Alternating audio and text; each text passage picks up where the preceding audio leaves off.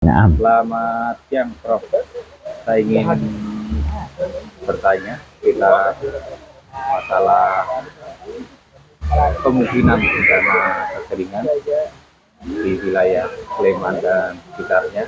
Mengingat Sleman ini kan kawasan tangkapan air ya. ya, Jadi bencana kekeringan tentu akan bagaimana pendapat Prof agar kedepannya bencana kekeringan tidak terjadi, pendapat Anda seperti apa? baik, terima kasih Mas Sarsimin yang saya hormati. Jadi ini masalah kekeringan itu kan berhubungan dengan kondisi alam dan juga dengan kondisi lingkungan yang ada ya. Jadi itu tidak bisa dipisahkan.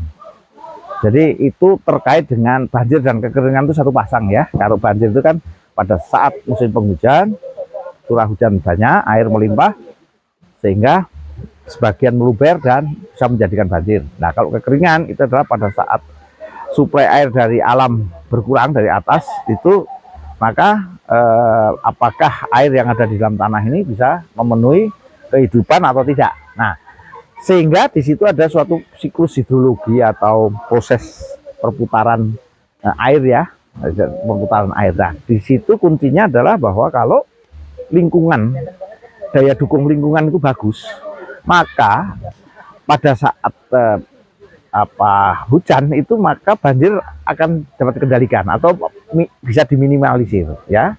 Juga otomatis saat terjadi kekeringan pada saat kemarau itu juga bisa minimize. Tapi berbeda dengan apabila daya dukung lingkungan itu sangat berkurang atau lingkungan sudah rusak karena pertambahan penduduk seperti ini, sehingga air yang harusnya bisa infiltrasi masuk ke dalam tanah pada saat musim penghujan itu karena tertahan banyaknya jalan, banyaknya rumah, banyaknya tutupan lah ya, tutupan di permukaan sehingga air terhalang ke bawah, maka banyak air yang run off atau melimpah ya. Nah, limpahan air itu kalau melebihi dari kapasitas drainasi maka itulah yang disebut banjir ya. Nah, sebaliknya karena pada saat penghujan daya dukungnya tidak bagus, artinya tertutup ya, air yang mau masuk ke bumi itu tertutup karena banyak hal seperti tadi saya katakan, mungkin perumahan tambah banyak, lingkungan tambah bawah, banyuman tambah banyak,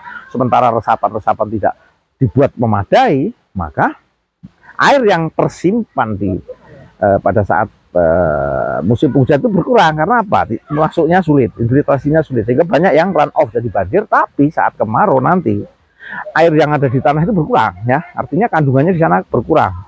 Bisa jadi jangka pendek, bisa jadi jangka panjang. Tentu semakin jauh dari hulu maka efeknya bisa jadi semakin panjang begitu ya. Nah, itulah maka kegiatan kekeringan itu bisa semakin parah manakala daya dukung lingkungan itu menipis, berkurang ya. Artinya kita memerlukan perbaikan lingkungan hidup, kita lestarikan dan sebagainya supaya daya dukungnya besar ya, sehingga air mudah masuk ke dalam tanah dan nanti bisa disimpan pada saat kemarau menjadi mata air yang di hilirnya sebagai suplai air minum dan air kebutuhan pertanian dan sebagainya. Terima kasih. Ya, terima kasih, Prof. Bagaimana dengan peran dan tanggung jawab Pemda untuk menghijaukan kawasan lereng Merapi misalnya? Kemudian yang kedua juga tanggung jawab industri bagi mereka yang mengambil air di sumber-sumber air seperti di Umbul Wadon, itu apakah mereka juga perlu dikenakan tanggung jawab, misalnya menyediakan tanaman-tanaman yang siap tanam untuk melestarikan sumber-sumber air yang berada di kawasan di atas sana, misalnya di Umbul Wadon, Boyong dan sekitarnya, karena di sana kan kawasan tangkapan air. Itu pendapat Anda bagaimana dengan kebijakan Pemda dan industri baik dari BUMD maupun dari industri swasta agar mereka juga memiliki tanggung jawab terhadap pelestarian air ini.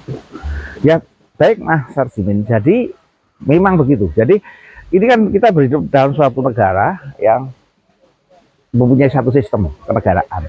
Nah, Pemda itulah bagian daripada sistem itu yang mengelola di daerah, ya, yang mengelola di daerah.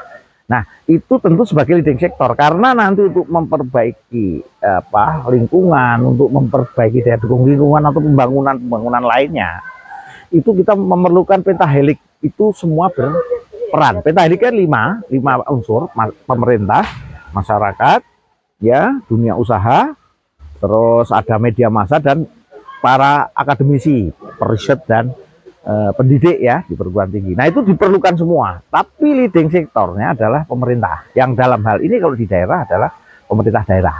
Maka tugasnya pemerintah daerah adalah mengkoordinasi, memboster, mempercepat itu, memperkuat itu dan sebagainya dengan usaha-usaha dan anggaran-anggaran yang mencukupi untuk memantik bahwa 4 sektor lainnya dari pentahelik tadi bisa berjalan.